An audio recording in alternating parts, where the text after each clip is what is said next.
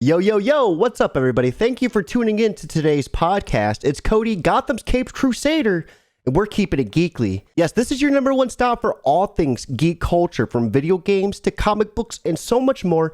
And man, oh man, am I excited, because not only do we have some heavy-hitting news, but we have some fresh DC comics right off the press. So without further hesitation, let's dive right in and let's check out what's going on in the world of geek. First things first, the biggest thing buzzing around the news today is the new Zelda and Loftwing Amiibo figure is going to be shipping along with The Legend of Zelda Skyward Sword HD on July 16th. So the Amiibo itself is beautiful and really well crafted. That's not the issue. The problem lies in the quality of life feature that this Amiibo is going to offer with a paid purchase. It's going to allow players to instantly transfer between Surface and Sky. It was really tedious to have to transfer between Surface and Sky, and now this Amiibo is going to let you do it instantaneously with the click of a button, even when you're in a dungeon, and you're not going to be able to do that without it. So essentially, if you run out of anything while you're exploring, you could return back to the bazaar in Skyloft to replenish your supplies. If you don't have this Amiibo, you're not going to be able to do that. Another thing to consider is scalpers.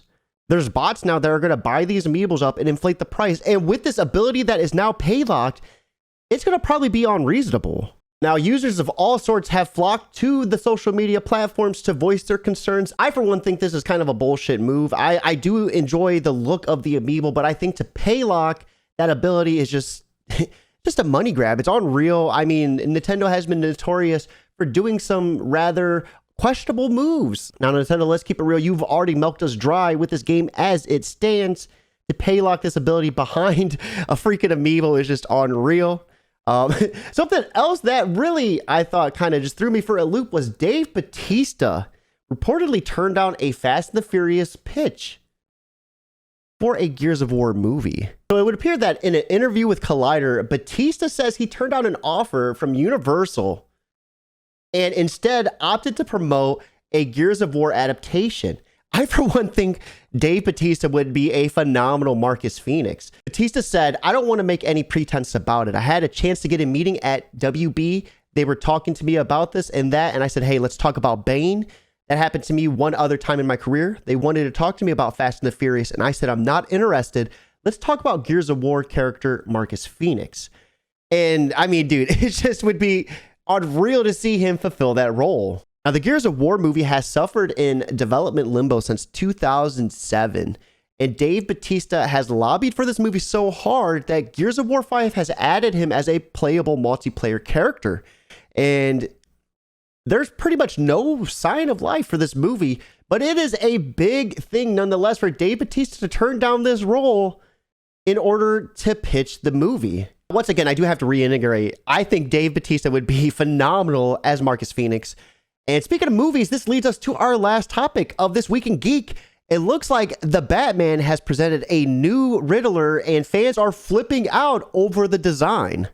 Now, this one is pretty hot off the press. As of yesterday, it looked like Miguel Varela dropped cover and promo art for the Batman, the official movie, and with the calendar slated for 2022. Now, let's take a moment and we can go ahead and look at those images a little bit closer. Now, this, for one, I think is an awesome shot of Robert Pattinson. And clad in the Batman armor, he looks fucking awesome. I think he really is striking a menacing pose here. This 12-month calendar is showcasing a lot of crucial pictures. Not only the Batman, but we get to see the brand new take on the Batmobile, as well as Selena Kyle and a Zodiac killer heavy-vibed Riddler. Matt Reeves is taking his vision of Batman and Gotham and just straight running to the moon with it, and it is phenomenal. Now, with the many takes on the Riddler, most notably Jim Carrey's, this one has given me the most insane and menacing vibe. On the other side of things, though, we see people comparing this new look to a Doctor Doom type cosplay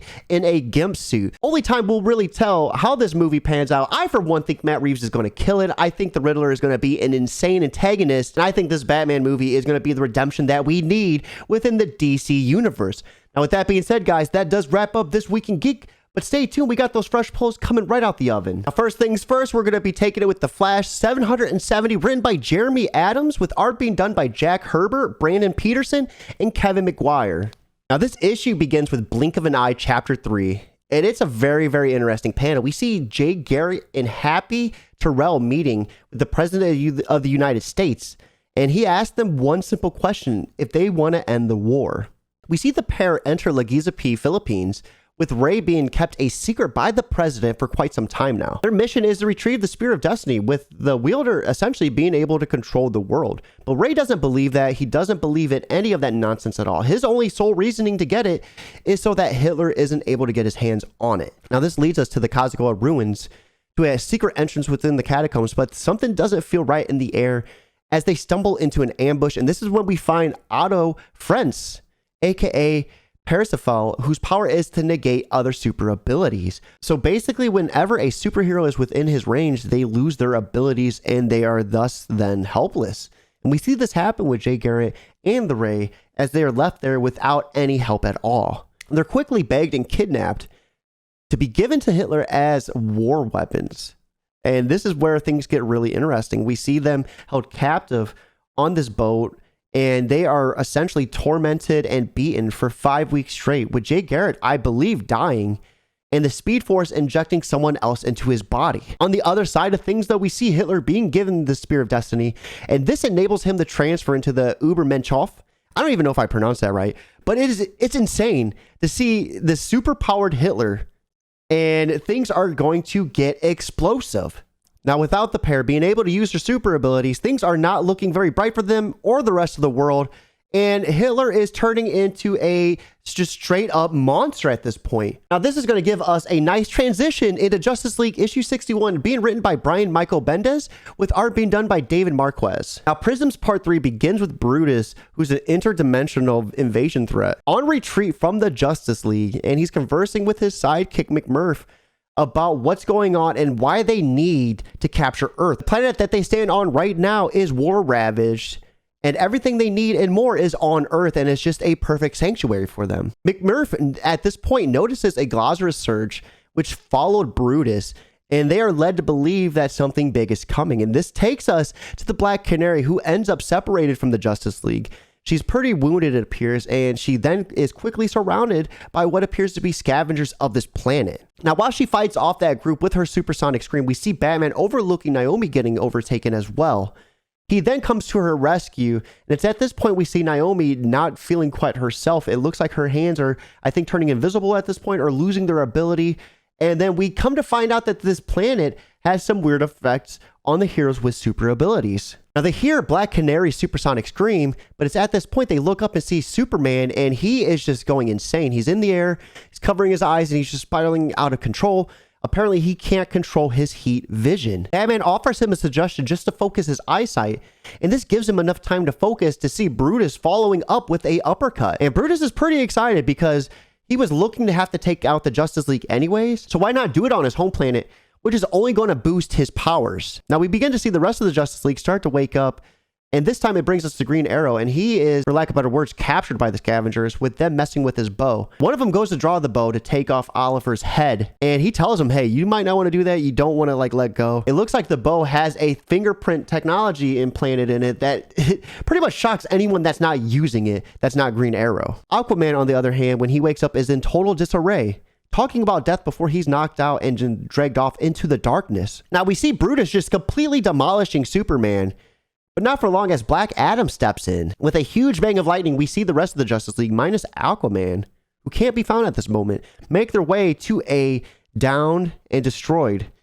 Superman and Black Adam. So things are not looking very good for the Justice League as they go head-to-head with Brutus. Now, I am excited to see what the Justice League has up their sleeve going up against Brutus, missing Aquaman, and with Black Adam and Superman down for the count. Things aren't looking good for them, and their abilities aren't functioning the way they should. Now, this leads us to our last but final issue. I saved the best for last. We have Nightwing issue number 80, written by Tom Taylor, with art being done by Bruno Redondo. We see Dick Grayson lying in bed, second-guessing his three-legged friend, as his dog is just going bazonkers at the door, barking and going crazy. But then we hear a very loud knock, and it's the police, and they are looking for Dick himself. So the police are here to question Dick about not only his missing wallet, but Martin Holt, the homeless man that he brought a room for, because Martin never checked in. He was found murdered with his heart missing. This is when Dick asked about Elliot, but the police never knew that Martin even had a son, which makes their suspicions rise even more. And it's at this point we see Dick call Barbara Gordon because he needs an alibi, and she's the one who's going to be able to give it the best. Now we see Barbara enter the scene, and it is a very, very awesome interaction. As the detectives keep digging deeper and deeper, Barbara, of course, has a law degree, and she quickly shuts them down. Now with the detectives out of the way, we see Barbara and Dick on the search for Elliot, and he's going to need a friend. So he gives his good friend Tim Drake a call, and we see them swinging it off into the night. This then brings them to the apartment where Tim is going to have to go undercover as a homeless boy himself, walking the three-legged dog to help make him very much more approachable. Now, when they're deep into the thick of it, they are able to locate Elliot, but Elliot doesn't want to leave. He feels safe here because he's surrounded by other kids who have also lost their parents. They've all been murdered, and they're all missing their hearts. Now, things are about to get spicy as we see Brutal and Electrocutioner enter the scene. They're here to get their cut of Blockbuster's money because someone in this homeless camp was stealing, and any crime committed in this area, you know, Blockbuster gets a cut of that. And regardless if they're homeless or not, it doesn't matter because Blockbuster is not going to be made to look weak. That's when we see a dynamic duel appear on the scene. It's Tim Drake and Nightwing, and they are taking on these two head to head, and it is such a work of art as we see them just gracefully deflect everything in sight and take these two down brutally. But something happens off in the distance. There's a huge fire, and these two didn't start it. And that's when we see Nightwing and Heartless come face to face. Now, like I said, this is a heavy hitting issue, and I cannot wait for issue 81. Nightwing versus Heartless is going to be unreal. With that being said, guys, that does wrap up our comics for this week. I was so excited to be able to get a chance to read some DC comics. Be sure to leave a comment down below letting me know which was your favorite. You guys can catch me on all of my social media platforms at Twitter, Twitch, Instagram, Facebook, YouTube, and so much more at Job for Cody. And as always, guys, keep it geekly.